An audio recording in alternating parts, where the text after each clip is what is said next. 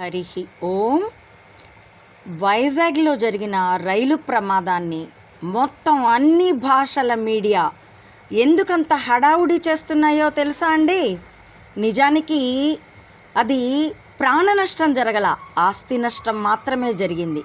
కానీ ఎందుకు ఇంత హైజాక్ చేస్తున్నారంటే పబ్లిక్ ఫోకస్ ఈవీఎం ట్యాంపరింగ్ మీద ఉంది కదా, దాన్ని హైజాక్ చేసేటందుకు.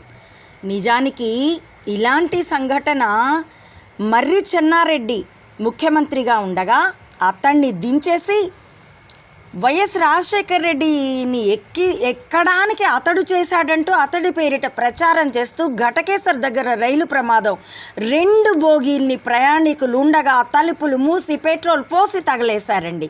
కానీ హఠాత్తుగా నేదురుమల్లి జనార్దన్ రెడ్డి సీఎం అయ్యాడు. అది రాత్రికి రాత్రి చక్రం తిరిగింది.